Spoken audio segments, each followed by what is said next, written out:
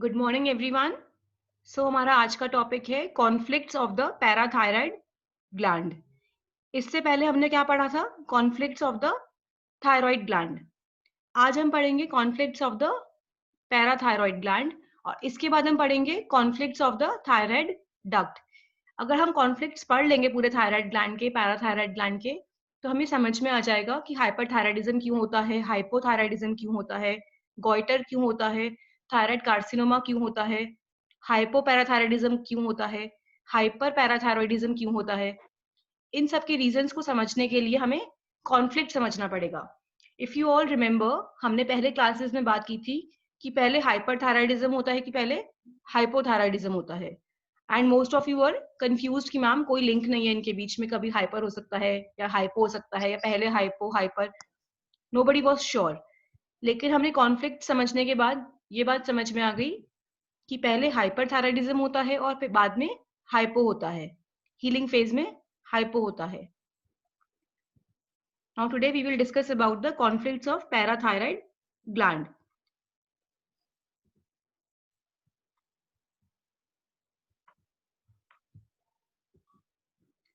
Parathyroid gland का structure.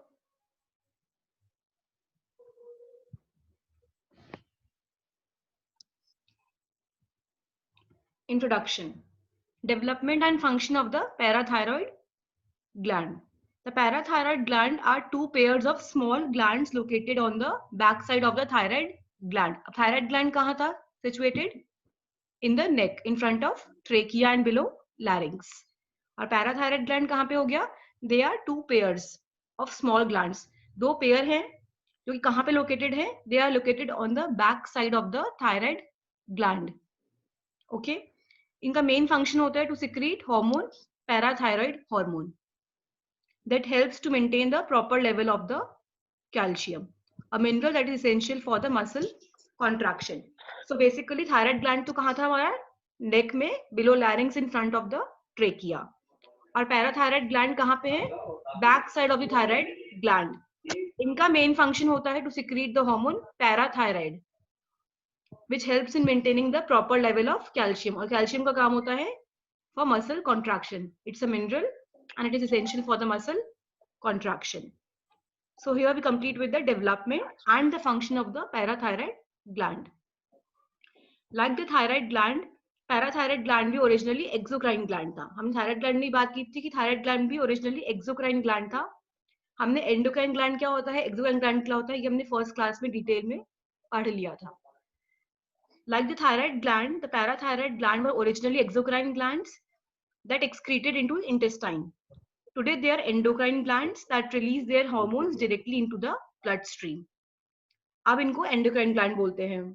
The parathyroid gland consists of intestinal cylindrical epithelium originate from the endoderm and therefore controlled from the brainstem. ये endodermal glands है, endoderm है ये। जितने भी endodermal organs होंगे, glands होंगे, उनका जो कॉन्फ्लिक्ट आएगा वो मॉर्सल कॉन्फ्लिक्ट ही आएगा। ये सबको याद रखना है। जो भी एंडोडर्मल ग्लैंड्स है उनका कॉन्फ्लिक्ट हमेशा मॉर्सल कॉन्फ्लिक्ट आएगा। हमने थायराइड ग्लैंड में ही पढ़ा था कि उसका कॉन्फ्लिक्ट था मॉर्सल कॉन्फ्लिक्ट।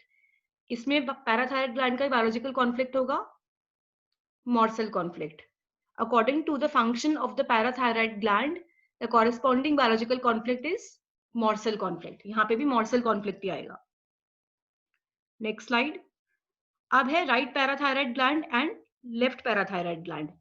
यहाँ प्रोसीड करने से पहले हम फिर से बात करेंगे, रिकॉल करेंगे कि हमने थायराइड ग्लैंड में ही बात की थी कि अगर ब्रेन लेवल की हम बात करें तो ब्रेन स्टेम के अंदर थायराइड ग्लैंड के भी दो कंट्रोल सेंटर थे जो कि रिंग फॉर्म के अंदर थे और वो किसको कंट्रोल कर रहे थे? ऑर्गन्स ऑफ द एलिमेंट्री कनाल।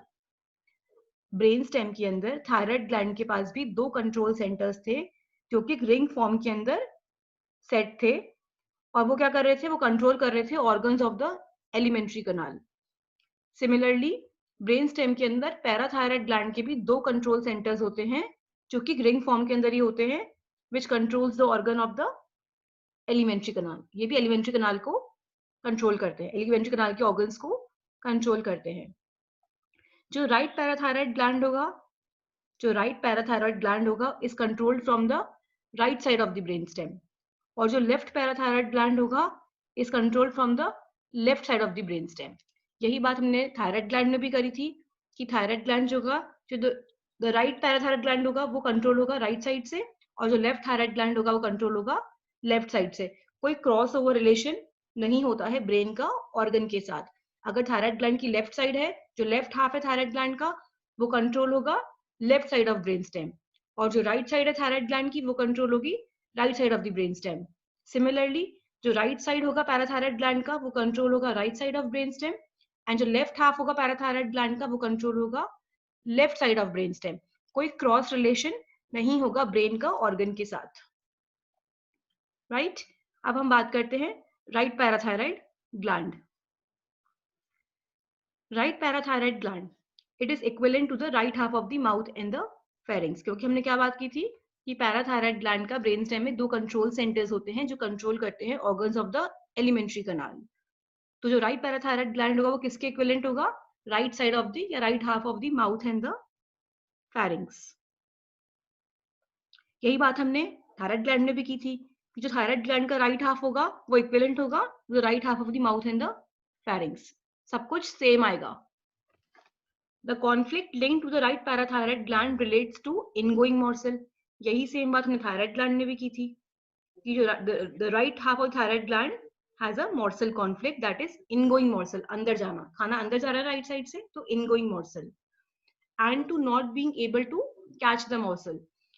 ये सेम बात हमने थायराइड ग्लैंड में भी की थी कि पेशेंट इज टू स्लो या patient is not fast enough to catch the morsel. वो कुछ भी हो सकता है, कोई जॉब हो सकती है उसकी, कोई प्रमोशन हो सकता है उसका, कोई बिजनेस कॉन्ट्रैक्ट हो सकता है उसका, कोई भी ऐसी चीज जिसको स्ट्रांगली चाहता है, डिजायर करता है, पर उसको रख नहीं पाता अपने पास, उसको ले नहीं पाता, एक्वायर नहीं कर पाता, क्योंकि वो बहुत ज्यादा स्लो है, इतना फास्ट नहीं है।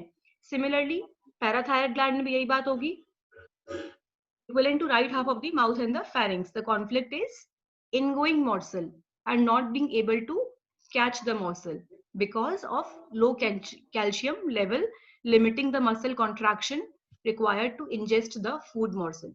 अब इसमें रीजन अलग है, इसमें क्या है, यहाँ पे कैल्शियम लेवल कम हो जाता है। जो पेशेंट है वो इसलिए कैच नहीं कर पाता मॉर्सल को क्योंकि थायराइड ग्लैंड में था कि वो बहुत स्लो होता है, इतना फास्ट नहीं होता है। इसमें इसलिए होता है क्योंकि यहाँ पे कैल्शियम लेवल कम हो जाता है जो रिस्ट्रिक्ट करता है मसल के कॉन्ट्रैक्शन को, which is required for ingesting the food morsel. Morsel कुछ भी हो सकता है, कोई जॉब, वो कुछ भी हो सकता है। Left parathyroid gland, left parathyroid gland is equivalent to left half of the mouth and the pharynx. यही सेम चीज हमने थायराइड ग्लैंड में पढ़ी थी। The conflict here is outgoing morsel. Right side में था इनगोइंग मॉर्सल, लेफ्ट साइड में है outgoing morsel, and not being able to eliminate a morsel. पहले बात हमने थायराइड ग्लैंड में भी की थी कि आउटगोइंग मॉर्सल, पेशेंट हर चीज रखना चाहता है। The most common example was faeces, constipation. Constipation ऐसे ही लोगों में होता है क्योंकि faeces is the waste material, patient उसको भी होल्ड करके रखना चाहता है, बाहर निकालना ही नहीं चाहता, एलिमिनेट करना ही नहीं चाहता। The conflict linked to the left parathyroid gland relates to outgoing morsel and not being able to eliminate a morsel. Reason same है because of low calcium level limiting the muscle contraction required to eliminate a morsel. Right side में था low calcium level जो restrict कर रहा है muscle contraction को to ingest the morsel, अंदर लेने से restrict कर रहा है। Left side में restrict कर रहा है to eliminate the morsel, बाहर निकालने से restrict कर रहा है क्योंकि calcium का level बहुत कम है, low है। अब आता है हमारा कॉन्फ्लिक्ट एक्टिव फेज। अभी तक हमने बात करी कि बायोलॉजिकल कॉन्फ्लिक्ट क्या आता है, वो आता है मॉर्सल कॉन्फ्लिक्ट। फिर हमने बात की कि right side of parathyroid gland और left side of parathyroid gland. Right side of parathyroid gland में आ रहा है इनगोइंग मॉर्सल और लेफ्ट साइड में आ रहा है आउटगोइंग मॉर्सल, राइट। अब हम बात कर रहे हैं conflict active phase. Conflict phase आ गया, जैसे ही डीएचएस हुआ, डर्क हैमर सिंड्रोम जैसे ही हुआ, कॉन्फ्लिक्ट फेज में आ गया पेशेंट। तो जैसे ही कॉन्फ्लिक्ट फेज में आया patient, starting with the DHS, during the conflict active phase, the cells in the parathyroid gland proliferate. जैसे ही DHS में आया पेशेंट, सेल्स क्या करते हैं, प्रोलिफरेट होते हैं। यही सिमिलर बात हमने थायराइड ग्लैंड में भी की थी कि थायराइड ग्लैंड के सेल्स प्रोलिफरेट करते हैं in proportion to the intensity of the conflict. जितना सीवियर कॉन्फ्लिक्ट होगा उतने ज्यादा सेल्स मल्टीप्लाई होंगे, इंक्रीज होंगे, प्रोलिफरेट होंगे। It depends upon the intensity of the conflict.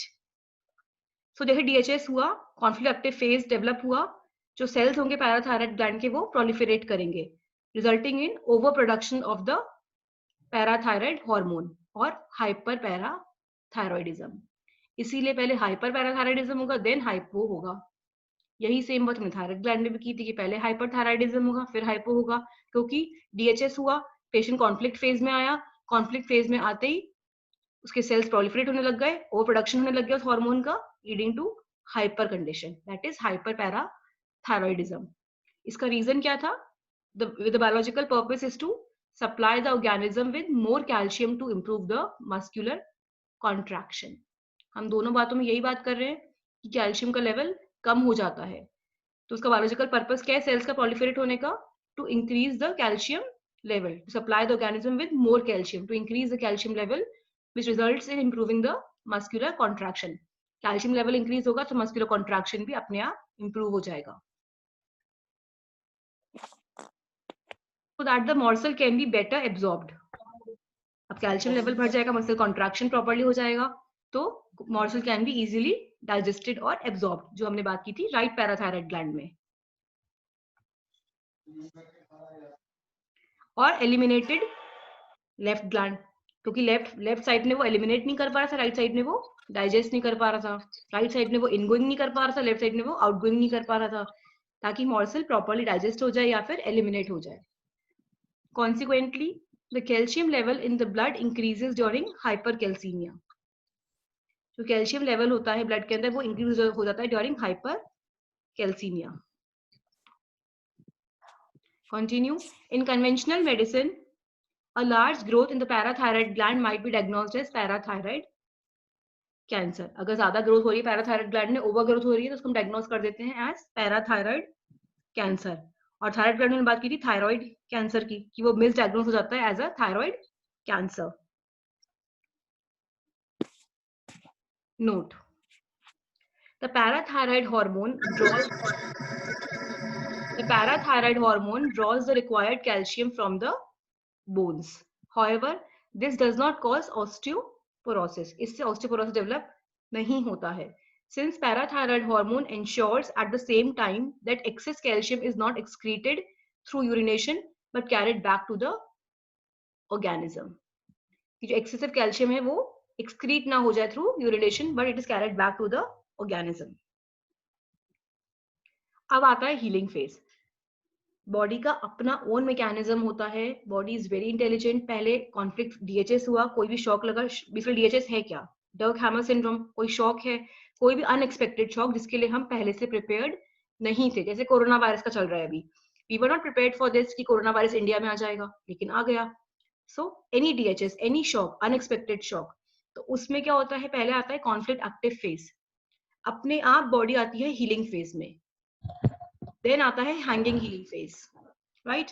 So conflict phase चला गया, अब आ रहा है healing phase.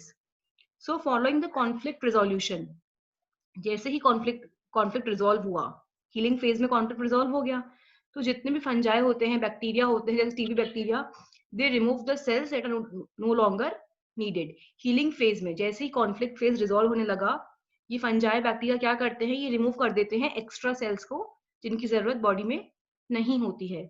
This process is accomplished by night sweating. हमने थायराइड ग्लैंड में ही बात करी थी ये वाली, कि हीलिंग फेज में नाइट स्वेट्स होते हैं, और कॉन्फ्लिक्ट फेज में पेशेंट बहुत ज्यादा ओवर एक्टिव रहता है, नर्वस रहता है, एंशियस रहता है, और हीलिंग फेज में क्या होता है? स्वेटिंग होती है, night sweats. With the completion of the healing phase the PTH level returns to normal. जैसे ही हीलिंग फेज कंप्लीट हुआ, पैराथायराइड हार्मोन का लेवल नॉर्मल हो जाता है। Continue. However, with the hanging healing, अब hanging healing में क्या था? जब healing phase बार बार, conflict phase बार बार relapse हो रहा है, that leads to hanging healing. Patient conflict phase से healing phase में आ गया, लेकिन जब healing phase बार बार relapse हो रहा है, conflict phase बार बार relapse हो रहा है, that will lead to hanging healing. Patient hanging healing में चला जाएगा. With the hanging healing, when healing is continually interrupted by the conflict relapses, bar bar conflict relapse कर रहा है, तो पेशेंट हैंगिंग हीलिंग में आ जाएगा।